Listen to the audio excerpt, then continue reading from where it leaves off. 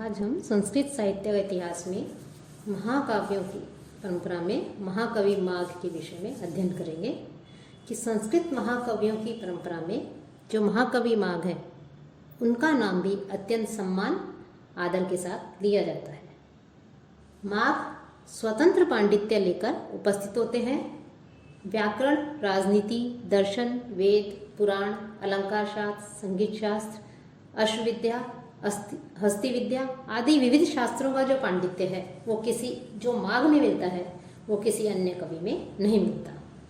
विलक्षण पद विन्यास, अलंकार योजना, गहन भावों की संगुफना, प्रांजल भाषा, प्रौढ़ शैली एवं उदात्त भावनाओं से ओतप्रोत प्रत्येक जो उनका वर्णन है वो अलंकारिक भाषा से जगमगा उठता है। उनका समूचा काव्य जो कि एकमात्र उनका जो है काव्य शिशुपाल वध, तो उनका जो शिशुपाल वध महाकाव्य है वो अत्यंत मनोरम और प्रभावोत्पादक होने के कारण जो सहृदय हैं उन सहृदयों का आकर्षण का केंद्र है कि माघ कृत एकमात्र ग्रंथ शिशुपाल वध है जिसमें श्री कृष्ण के द्वारा शिशुपाल के वध की कथा 20 सर्गों में कही गई है।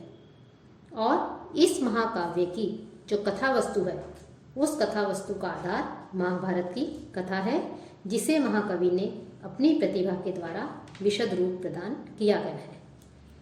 कि माघ का समय क्या था, तो माघ की स्थिति काल के विषय में जो है कुछ लोगों का मानना है कि 7वीं शताब्दी के उत्तरार्ध में है, कुछ लोग जो है अन्य 8वीं शताब्दी के मध्य में मानते हैं। लेकिन इनका इस आधार पर हम कहें तो इनका समय 7वीं शताब्दी के बीच माना जा सकता है। कि शिशुपाल वध इनका जो महाकाव्य है वो अत्यधिक ही प्रसिद्ध है और उनका यश उनकी एकमात्र प्राप्त जो कृति है शिशुपाल वध इसी पर आश्रित है। यह ग्रंथ संस्कृत महाकाव्य की अमूल्य निधि है एवं जो बृहत्त्रयी है उसका अद्वितीय रत्न है। माघ के द्वारा विरचित इस महाकाव्य में नायक की उदात्तता, राजसूय यज्ञ का आयोजन आदि घटना को कुंफित कर श्रृंगार आदि रस से समन्वित वीर रस की प्रमुखता, सूर्य चंद्रोदय अस्त, षड ऋतु संयोग, युद्धादि संबंधी वर्णन और यमक आदि अलंकारों से विभूषित माधुर्य आदि गुणों से समन्वित भाषा आदि इस महाकाव्य के उत्कर्ष के परिचायक हैं। अन्य जो कवि हैं उन कवियों की अपेक्षा माघ की जो शब्द राशि का प्रयोग किया है वो अत्यधिक विपुलतर है। वे अपने भावों को प्रकट करने में दक्ष थे, चाहे इसके लिए ज्ञात या अज्ञात शब्द भी क्यों न प्रयुक्त करने पड़े। माघ ने अपने पूर्ववर्ती कवियों के उत्कृष्ट गुणों का समन्वय भी इसमें किया है। कि उनका जो एकमात्र जो महाकाव्य प्राप्त होता है शिशुपाल वध यह 20 सर्गों का है और इसमें 1650 श्लोक है। इसकी जो कथा है वो इस प्रकार है संक्षेप में कि इंद्र के भेजे हुए देवर्षि नारद श्री कृष्ण को शिशुपाल का वध करने के लिए प्रेरित करते हैं। बलराम तत्काल युद्ध करने की प्रेरणा देते हैं और उद्धव युधिष्ठिर के राजसूय जो यज्ञ है उस यज्ञ में जाने के पक्ष में है। श्री कृष्ण सेना सहित इंद्रप्रस्थ की ओर चल देते हैं जहाँ की युधिष्ठिर राजसूय यज्ञ का आयोजन कर रहे हैं। मार्ग में रात हो जाने से रेवतक पर्वत पर सब विश्राम, जल क्रीड़ा और वन विहार करते हैं। सूर्योदय होने पर श्री कृष्ण सेना सहित यमुना पार करके इंद्रप्रस्थ पहुंच जाते हैं। वहां पहुंचने पर जो युधिष्ठिर होते हैं वहां और भी राजा लोग उपस्थित थे, लेकिन युधिष्ठिर जो है उन्हें उनकी अग्रिम पूजा करके उन्हें अत्यधिक सम्मान देते हैं। शिशुपाल जब श्री कृष्ण की देखते हैं कि सबसे पहले उन्हीं की पूजा की जा रही है, उन्हीं को जो है युधिष्ठिर जो है उनकी अर्चना कर रहा है, तो शिशुपाल इसका विरोध करता है और युद्ध के लिए सेना को सन्नद्ध कर देता है। अपने दूत से गरयुक्त संदेश भेजकर शिशुपाल युद्ध को आवश्यक बना देता है। दोनों सेनाओं के बीच में युद्ध छिड़ जाता है और श्री कृष्ण अपने सुदर्शन चक्र से जो शिशुपाल है उसका जो मस्तक है वो काट देते हैं और उसका जो तेज है वो तेज श्री कृष्ण के चरणों में ही समा जाता है। तो संक्षेप में जो है इसकी कथा इस प्रकार से है। तो माघ का संपूर्ण काव्य प्रांजल भाषा, प्रौढ़ शैली एवं उदात्त भावनाओं से ओतप्रोत है। यह इसमें के जो सर्ग हैं 20 सर्ग, उनमें प्रत्येक सर्ग में ओजो गुणमयी जो कविता है उसके विकास से अपूर्व छटा यहाँ पर दिखाई देते हैं। साथ ही प्रत्येक सर्ग में कुछ ऐसे श्लोक हैं जो नाद सौंदर्य, अर्थ गौरव, भाव सौष्ठव एवं विचार गांभीर्य से परिपूर्ण है। शिशुपाल वध के वर्णन बड़े स्वाभाविक, सालंकारिक एवं सजीव हैं। माघ का प्रकृति पर्यवेक्षण तो अद्भुत ही जो है हमें इसमें दिखाई पड़ता है। उन्होंने प्रभात की सुषमा का मनोहारी वर्णन प्रस्तुत किया है। उन्होंने संस्कृत साहित्य जो है उस संस्कृत साहित्य में एक प्रसिद्ध लोकोक्ति है कि उपमा कालिदासस्य भारवे अर्थगौरवम दंडिनः पदलालित्यम माघे संति त्रयोगुणा। अर्थात कालिदास में उपमा की बाहर देखने योग्य है, भारवी में अर्थ गांभीर्य और दंडी या श्रीहर्ष में पदों का लालित्य देखते ही बनता है। लेकिन माघ की जो काव्य है, माघ की जो कविता है, उसमें तो इन तीनों ही गुणों का एक स्थान पर एकत्र जो है सुभग दर्शन हो जाता है।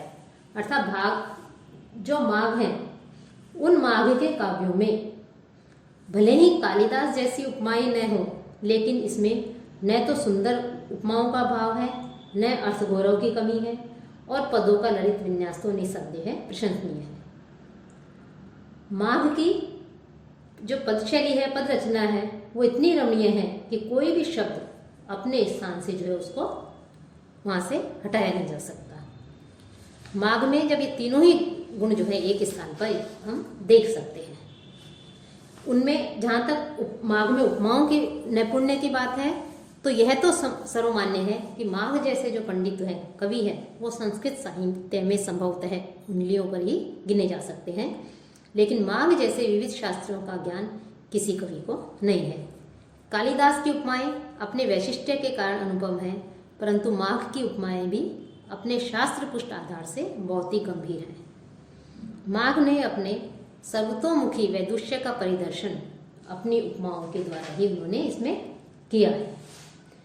साथ ही इसके में जो अर्थ गौरव है, वो अर्थ गौरव भी जो है हमें वहाँ पर दिखाई देता है कि माघ में ने उपमाओं का तो समुचित प्रयोग किया ही किया है, साथ ही साथ उन्होंने शास्त्रीय उपमाओं के अतिरिक्त अन्य उपमाएं भी जो है उनकी वहाँ पर दर्शनीय है।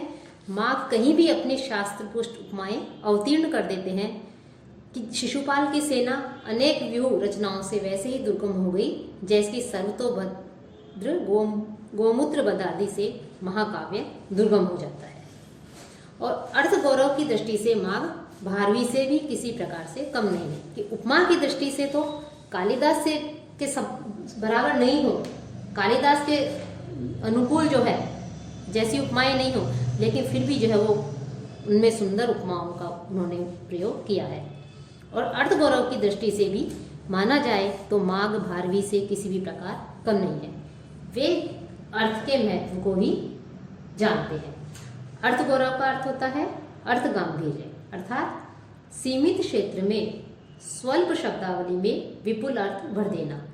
इसे गागर में सागर भर देना भी कहा जा सकता है। और इसी अर्थ गौरव के कारण कभी कभी अर्थ काठिन्य भी हो जाता है कि वे अर्थ के महत्व को जानते हैं।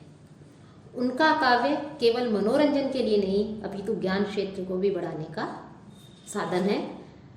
उन्होंने उनके जो काव्य हैं, उन काव्यों में कवि ने अनेक जो शास्त्र हैं उन शास्त्रों का जो मर्म कह डाला है।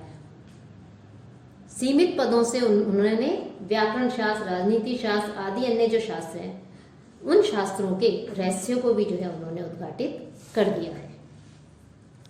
साथ ही उन्होंने पद लालित्य, जो पद लालित्य है वो पद लालित्य में भी जो माघ है वो निपुण थे। पद लालित्य का आशय है कोमलकांत पदावली का उपन्यास कि महाकवि माघ न केवल शब्दों तथा पदों के ललित विन्यास में निपुण थे अपितु रमणीक, नूतन, श्रुति मधुर शब्दावली जो है उसके भी मानव शिल्पी थे। उनके जो पद हैं उन पदों में मधुरता, संगीतात्मकता पदों की नर्तनशीलता आदि भी दृष्टिगत होती है। उनका पद लालित्य वैदर्भी या पांचाली रीति वाला नहीं होकर प्रायः गौड़ी रीति वाले विकटबंध या गाढ़बंध का पद लालित्य है। उन्होंने उनके पदों में जो देखा है, उन्होंने साथ ही साथ अपने उसमें काव्य में यमक अलंकार का भी प्रयोग किया है। यमक का निर्वाह करते हुए कोमल कांत, श्रुति सुखद, मनोहर, नूतन, प्रसन्न पदों का उन्होंने वहाँ पर हमें दर्शन होते हैं। साथ ही साथ दीर्घ समासयुक्त रचना होते हुए भी मधुर पदों का उन्होंने अपने जो श्लोक हैं उन श्लोकों में संकलन किया है।